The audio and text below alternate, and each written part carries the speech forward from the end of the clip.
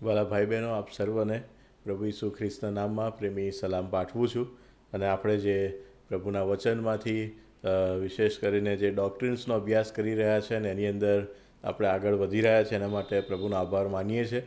છેલ્લો થોડો સમય ઘણી વ્યસ્તતાના કારણે વચ્ચે બ્રેક પડી, પણ આજે ફરીથી આપણે પ્રભુના વચનમાંથી એ બાબતો શીખી શકવાને માટે આ સમય પામ્યા છે. એના માટે પ્રભુનો આભાર માનીએ છીએ. ડોક્ટ્રિન ઓફ રેવેલેશન, પ્રકટીકરણના સિદ્ધાંતનો આપણે અભ્યાસ કરી રહ્યા છે અને એની અંદર સામાન્ય પ્રકટીકરણ, જનરલ રેવેલેશન વિશે આપણે જોઈ ગયા, અને સ્પેશિયલ રેવેલેશન જે ખાસ પ્રકટીકરણ ઈશ્વરનું છે એમાં આપણે આગળ વધી રહ્યા છે. અને ગત દિવસોની અંદર આપણે એના પહેલા ભાગની અંદર ઈશ્વરનું ખાસ પ્રકટીકરણ એ ઈસુ ખ્રિસ્તમાં કેવી રીતે છે, ઈસુ ખ્રિસ્ત કેવી રીતે ઈશ્વરનું સંપૂર્ણ અને શ્રેષ્ઠ પ્રકટીકરણ છે એ બાબત આપણે જોઈ ગયા.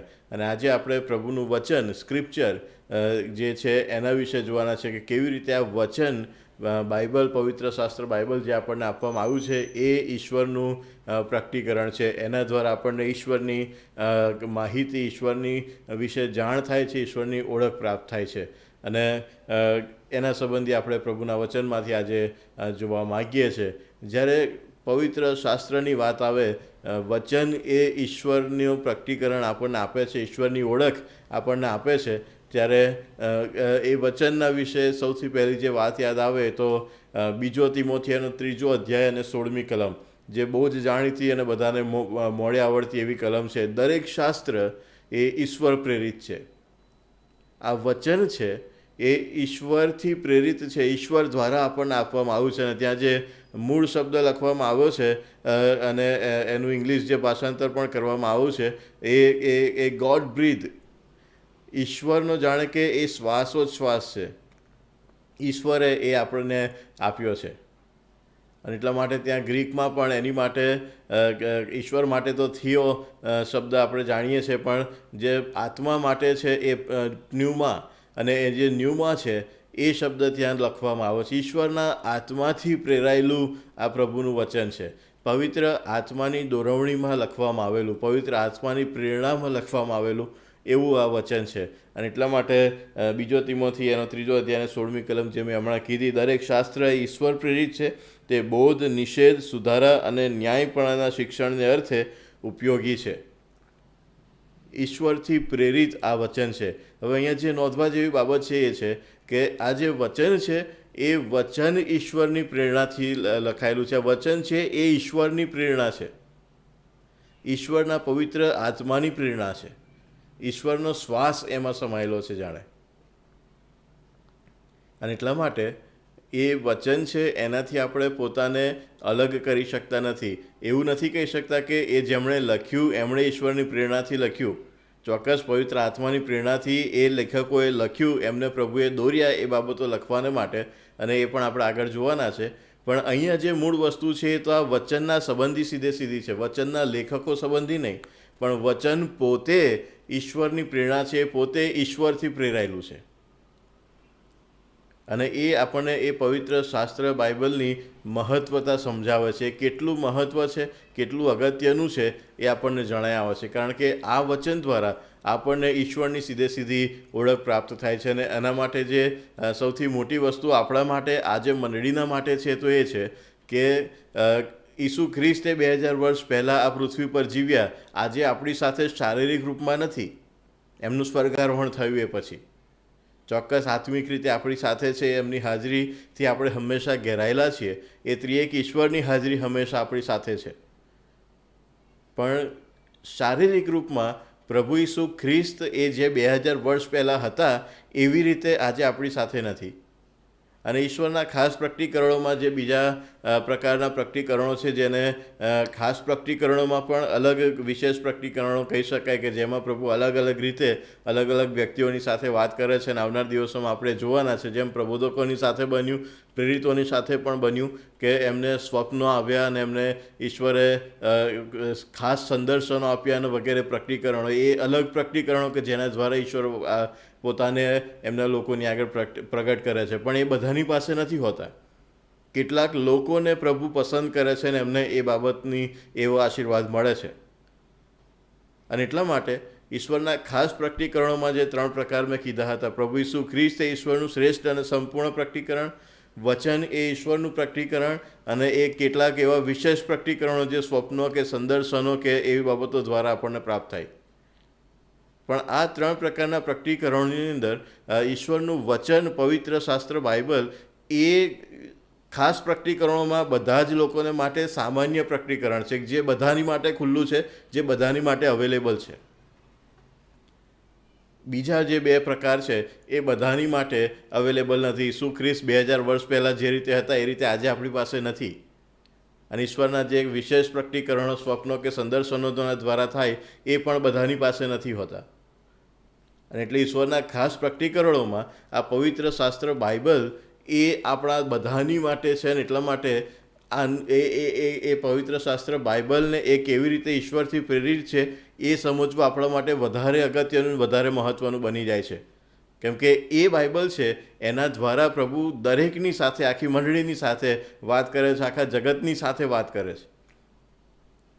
અને એટલા માટે એ બાબત આપણે સમજવાની જરૂર છે. અહીંયા આપણે જોયું એ પ્રમાણે દરેક શાસ્ત્ર એ ઈશ્વર પ્રેરિત છે. આખું બાઇબલ, સંપૂર્ણ બાઇબલ, એમાં એક બાબત જે નોંધવામાં આવી છે એ ઈશ્વરથી પ્રેરિત છે.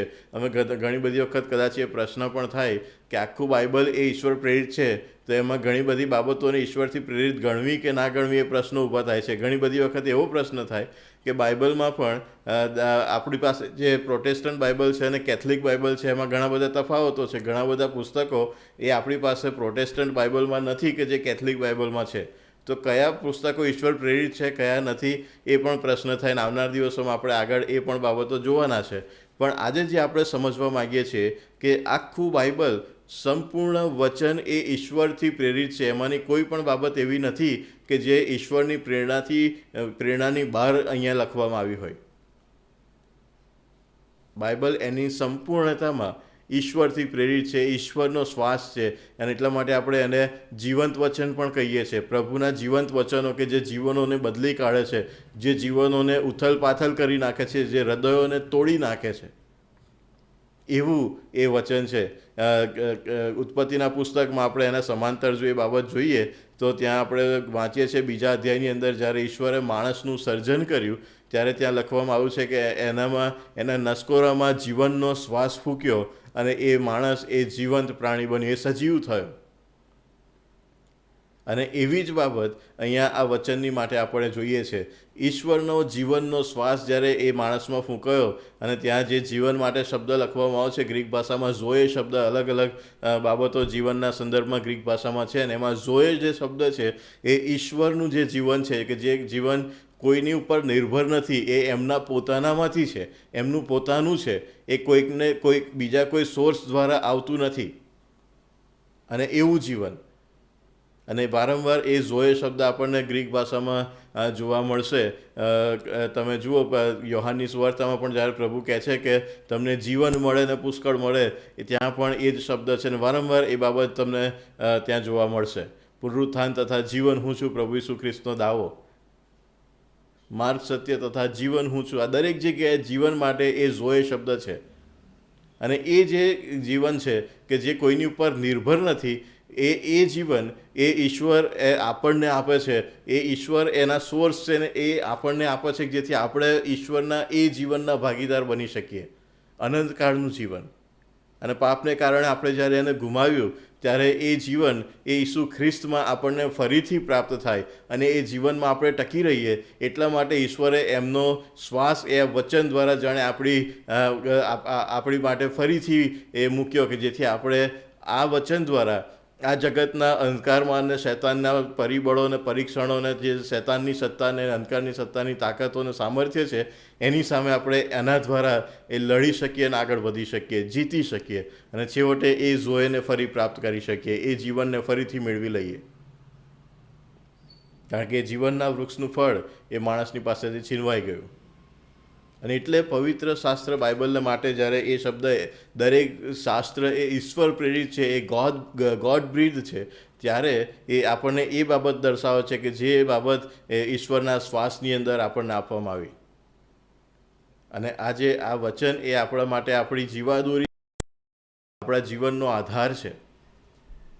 અને એટલા માટે આ વચનની જે મહત્વતા છે એને સમજવી બહુ જરૂરી છે. કેટલી બધી વખત એવું બને છે કે આપણે એ વચનના મહત્ત્વને સમજતા નથી, એને આપણે ટેકન ફોર ગ્રાન્ટેડ લઈએ છીએ. ઘણી બધી વખત એ વચનને ઊંડાણથી સમજવાને માટે જે મહેનતની જરૂર પડે છે આપણે કરવા તૈયાર નથી હોતા. કારણ કે આપણે ઉપર છેલ્લું વાંચી લઈએ, રોજ સવારે 1 કે 2 અધ્યાય વાંચ્યા અને પછી આપણને સંતોષ થઈ ગયો, વર્ષમાં એક વખત બાઇબલ પૂરું કરી નાખ્યું ને આપણને સંતોષ થઈ ગયો. એવી રીતે વાંચવાને માટે આ પવિત્ર શાસ્ત્ર બાઇબલ આપણને આપવામાં આવ્યું નથી. એ બાઇબલ આપણને એટલા માટે આપવામાં આવ્યું છે કારણ કે એમાં જે ઈશ્વરનો શ્વાસ છે, એમાં ઈશ્વરનું જીવન જે સમાયેલું છે કે જે આપણને મળે, તો આપણે એને એ રીતે ઊંડાણથી વાંચવું ને સમજવું ને એના મર્મને સમજવા અને એ દ્વારા આપણા પ્રભુને ઓળખવા, એ હેતુથી આપણને એ બાઇબલ આપવામાં આવ્યું છે. ને એટલા માટે એ વચનના મહત્ત્વને આપણે સમજવું એ બહુ જરૂરનું છે. આજે તમે જુઓ તો એ વચનની ઉપર સૌથી વધારે હુમલા એ કરવામાં આવે છે. વચનોને ખોટી રીતે તોડી મરોડીને આપણી આગળ રજૂ કરવામાં આવે. એ વચનમાં જે લખવામાં આવ્યું છે એને ખોટા સંદર્ભમાં આપણી આગળ રજૂ કરવામાં આવે કે જેથી આપણે એને ખોટી રીતે સમજીએ અને મિસગાઈડ થઈએ. એ વચનની અંદર જે સિદ્ધાંતોને રજૂ કરવામાં આવે છે એને આપણી આગળ ખોટી રીતે રજૂ કરવામાં આવે અને એટલા માટે આપણે ખોટા રસ્તા પર જતા રહીએ અને ખોટા જો અથવા તો જૂઠા ખ્રિસ્તીપણામાં, કાલ્પનિક ખ્રિસ્તીપણામાં આપણા જીવનો વિતાવીએ. એવા અનેક પ્રકારની બાબતો મંડળીની અંદરથી વચનની સામે ઊભી થઈ રહી છે. બહારના લોકોની તો વાત નથી. જે સતાવનારા છે, જે બહારના લોકો વચનને ખોટું ઠેરવવાના પ્રયત્નો પર કરે છે, એ હુમલાઓ તો છે જ, પણ મંડળીની અંદરથી પણ શૈતાન આવી રીતે હુમલાઓ કરી રહ્યા છે. અનેક હુમલાઓ આપણે જોઈએ છે. અને એવી પરિસ્થિતિની અંદર વચનની સાચી સમજણ હોવી એ આપણા માટે બહુ જ અગત્યની બાબત છે કે જેથી આપણે આવા પ્રકારના હુમલાઓની સામે ટકી શકીએ. યોહાન એમના પહેલા પત્રની અંદર ઘણી બધી બાબતો એના વિશે આપણને જણાવે છે. આખો પત્ર એ એના ઉપર છે. કેવી રીતે તમે જ્યારે વચનને તમારી આગળ ખોટું રજૂ કરવામાં આવે, સુવાર્તાને બદલી કાઢવામાં આવે, ત્યારે એની સામે લડી શકો.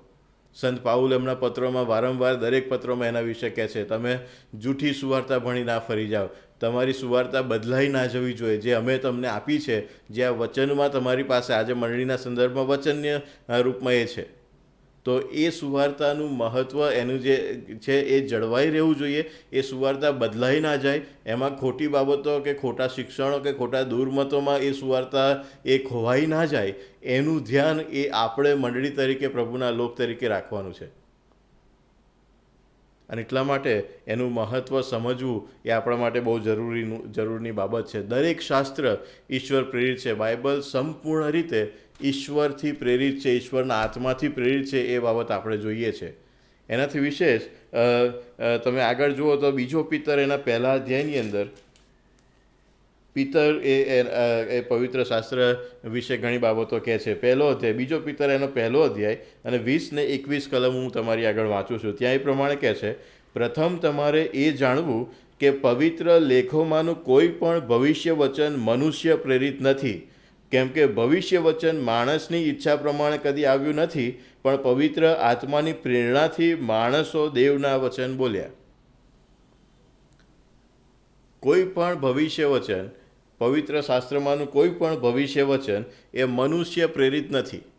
એ કોઈ પણ માણસની પ્રેરણાથી લખવામાં આવ્યું નથી. કોઈ માણસની એવી લાગણી થઈ, પ્રેરણા થઈ, વિચાર આવ્યો અને એમણે એ બાબતને અહીંયા પ્રભુના વચનમાં ઉમેરી દીધી, મૂકી દીધી, એવી બાબત બની નથી. પણ ત્યાં આગળ લખ્યું છે એ પ્રમાણે પ્રભુના લોકો જેમની સાથે પ્રભુએ વાત કરી, ત્યાં એ છે કે પણ પવિત્ર આત્માની પ્રેરણાથી માણસો દેવના વચન બોલ્યા. પવિત્ર આત્માની પ્રેરણાથી માણસો દેવના વચન બોલ્યા. અને એટલા માટે ફરીથી એ વચનનો જે સોર્સ છે એ પવિત્ર આત્મા છે. પવિત્ર આત્માની પ્રેરણાથી ત્યાં ઈશ્વરનો હાથ છે, માણસનો હાથ નથી. માણસોના હાથે લખવામાં આવ્યું, માણસોના મુખ દ્વારા બોલવામાં આવ્યું, એ બાબત એ બહુ ચોક્કસ છે અને આગળ આપણે આવનાર દિવસોમાં એના વિશે જોવાના છે. પણ અહીંયા જે બાબત જોઈએ છે કે મુખ્ય અને મૂળ જે એનો સ્ત્રોત છે, જ્યાંથી આપણને મળ્યું, એ તો પવિત્ર આત્મા છે. દરેક શાસ્ત્ર ઈશ્વર પ્રેરિત છે. દરેક શાસ્ત્ર એ પવિત્ર આત્માની પ્રેરણાથી માણસો દ્વારા લખવામાં આવ્યું છે. પોતાની ઈચ્છાથી, પોતાના મનની કલ્પનાઓથી માણસોએ લખી કાઢ્યું, એવી બાબત ત્યાં નથી. અને એટલા માટે વચન એની સંપૂર્ણતામાં ઈશ્વરથી પ્રેરિત છે. જેમણે લખ્યું એમણે પવિત્ર આત્માની પ્રેરણાથી દોરાઈને લખ્યું, પોતાની ઈચ્છાથી લખી કાઢ્યું નથી. બીજી જે બાબત આપણે વચનના સંદર્ભમાં જોઈએ છે એની મહત્વતાના સંદર્ભની અંદર, ત્યારે એ વચનનો એકે એક શબ્દ એ ઈશ્વરના આત્માથી પ્રેરિત છે. એ વચનનો કોઈ પણ શબ્દ એ ઈશ્વરની આત્માની પ્રેરણાની બહારનો નથી. એ બાબત પણ આપણે ત્યાં જોઈએ છે. એ વચન એની સંપૂર્ણતામાં ઈશ્વરથી પ્રેરિત છે, પણ એ કેટલી હદ સુધી પ્રેરિત છે, એની મર્યાદા શું છે. કેટલીક બાબતો વાંચીએ અને કેટલીક બાબતો આપણને અઘરી લાગે તો બાજુ પર મૂકી દઈએ. ઘણી બધી વખત વંશાવળીઓના સંદર્ભમાં એ બાબત બને છે. એ વંશાવળીઓને આપણે બાજુ પર મૂકી દઈએ છીએ કે આ બધું બાબતો કંટાળાજનક લાગે છે, કેટલા નામો વાંચવાના. ઘણા બધા એવા વચનો પ્રભુ બાઇબલની અંદર છે કે જે આપણને એવું થાય કે આવું હોઈ શકે, અને એને આપણે બાજુ પર મૂકી દઈએ છીએ. દાખલા તરીકે ગીતોનું ગીત, એ આખું પુસ્તક એ આપણને જાણે બહુ ઓછું વાંચવામાં આવે ને એનો અભ્યાસ બહુ ઓછો કરવામાં આવે. અને એવા ઘણા બધા બીજા પુસ્તકો છે, ઘણા બધા એવા વચનો, એવી કલમો છે કે જેને આપણે છોડી દઈએ છીએ. લગ્નના પ્રસંગમાં જ્યારે શાસ્ત્રપાઠ વાંચવામાં આવે છે, અને મોટાભાગે જ્યારે ઉત્પત્તિના પુસ્તકમાંથી એ શાસ્ત્રપાઠ વાંચવામાં આવે છે 2 અધ્યાયની અંદર, અને ત્યારે એની 25મી કલમ છે એ હંમેશા છોડી દેવાની વાત કરવામાં આવે છે. 18 થી 24 કલમ વાંચીએ, 25મી કલમ નથી વાંચતા. કેમ? આપણે સિલેક્ટિવ બનીએ છીએ. પ્રભુનું વચન એની સંપૂર્ણતામાં ઈશ્વરથી પ્રેરિત છે એટલું નહીં, પણ એનો એક એક શબ્દ, એક એક કલમ એ ઈશ્વરથી પ્રેરિત છે.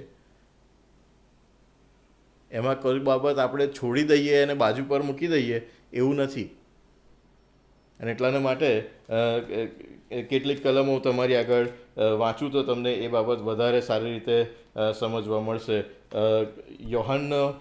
યોહાનની સુવાર્તાના 10મા અધ્યાયની અંદર તમે જુઓ, અને ત્યાં ઈસુ ખ્રિસ્ત અને જે એ સમયના ધાર્મિક આગેવાનો અને શાસ્ત્રીય ફરોશો છે એમની વચ્ચે જે વાદ વિવાદ ચાલી રહ્યો છે એની વાત લખવામાં આવી છે. પ્રતિષ્ઠા પર્વનો આ સમય છે. 10મો અધ્યાય એની 22મી કલમ. હવે યરૂશાલેમમાં પ્રતિષ્ઠા પર્વ હતું, અને તે વખતે શિયાળો હતો, અને એ સમયની અંદર આ બાબત બની રહી છે. અને ત્યારે જ્યારે 31મી કલમ કહે છે કે ત્યારે યહૂદીઓએ તેને મારવાને ફરીથી પથ્થર હાથમાં લીધા, અને ઈસુએ તેઓનો ઉત્તર આપ્યો કે મેં બાપ તરફથી તમને ઘણા સારા કામો દેખાડ્યા છે, તેઓમાંના કયા કામોને લીધે તમે મને પથ્થર મારો છો? યહૂદીઓએ તેને ઉત્તર આપ્યો કે કોઈ સારા કામને લીધે અમે તને પથ્થર મારતા નથી, પણ દુર્ભાષણને લીધે, અને તું માણસ છતાં પોતાને દેવ ઠરાવે છે તેને લીધે. અને ઈસુએ તેઓને ઉત્તર આપ્યો કે મેં તમને કહ્યું કે તમે દેવો છો, એમ શું તમારા નિયમશાસ્ત્રમાં લખેલું નથી? જેઓની પાસે દેવનું વચન આવ્યું તેઓને જો તેણે દેવો કહ્યા અને શાસ્ત્રનો ભંગ થતો નથી, તો જેને બાપે અભિષિક્ત કરીને જગતમાં મોકલ્યો છે તેને હું કહું છું કે તેણે કહ્યું કે હું દેવનો દીકરો છું, તો શું તમે તેને એમ કહો છો કે તું દુર્ભાષણ કરે છે? અહીંયા જે આખી ચર્ચા ચાલી રહી છે એની અંદર તમે જુઓ તો ઈસુ ખ્રિસ્ત એ એક શબ્દને પકડે છે, અને એક શબ્દના વિશે એ એમની આગળ રજૂઆત કરી રહ્યા છે યહૂદીઓની આગળ, અને એ તો દેવ શબ્દ. જ્યારે ઈસુ ખ્રિસ્ત એ પોતાને દેવના દીકરા તરીકે રજૂ કરે છે, ત્યારે આ શાસ્ત્રીઓ અને ફરોશીઓ એ યહૂદી આગેવાનો છે એ લોકો એ ઈસુ ખ્રિસ્તને મારવાને માટે પથ્થર લે છે. અને એનું કારણ શું છે? તો કે તું પોતાને દેવ ગણાવે છે. પણ અમારું વચન નિયમશાસ્ત્ર એ તો એવું કહે છે કે ઈશ્વર એક જ છે, યહોવા એ જ દેવ છે, બીજા કોઈ નથી. તો તું પોતાને દેવ ગણાવે છે એ અમે સ્વીકારી શકીએ ને એ તમારું દુર્ભાષણ છે. અને એટલા માટે એમને પથ્થરે મારવા માટે એ પથ્થર હાથમાં લે છે. અને ત્યારે પ્રભુ એ લોકોને એ ગીતશાસ્ત્રના પુસ્તકના 82મા ગીતની અંદર જે બાબત લખવામાં આવી છે એની 6ઠ્ઠી કલમની અંદર એને ટાંકી અને એ બાબત એમની આગળ રજૂ કરે છે કે જેમની પાસે ઈશ્વરનું વચન આવ્યું, જેમના દ્વારા ઈશ્વરે વાત કરી, એ લોકોને તમારા એ વચનની અંદર દેવો તરીકે સંબોધવામાં આવ્યા છે. ત્યાં આપણે જે વાંચીએ છીએ કે 34મી કલમની અંદર યોહાન 10 અને 34, ઈસુએ તેઓને ઉત્તર આપ્યો, મેં કહ્યું કે તમે દેવો છો, એમ શું તમારા નિયમશાસ્ત્રમાં લખેલું નથી? તમારા નિયમશાસ્ત્રમાં એ લોકોની માટે જેમની પાસે પ્રભુનું વચન આવ્યું એમને માટે શબ્દ લખવામાં આવ્યો છે કે તમે દેવો છો. તો હું બાપની પાસેથી અભિષેક્ત થઈને તમારી આગળ આવ્યો છું અને તમારી આગળ હું પોતાને દેવના દીકરા તરીકે રજૂ કરું છું, તો એમાં શું ખોટું છે? અને એટલે અહીંયા જે પ્રભુની જે દલીલ છે એ એક જ શબ્દ ઉપર છે, દેવો અને દેવ. ખાલી કાના માત્રનો ફરક છે.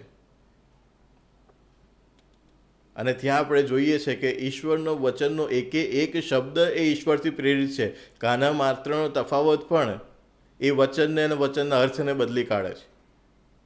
અને એટલા માટે એટલી પણ છૂટછાટ ત્યાં આપણને જોવા મળતી નથી. એ કાના માત્રનો તફાવત પણ આપણે ત્યાં સ્વીકારી શકીએ નહીં, એ બાબત આપણે જોઈએ છે.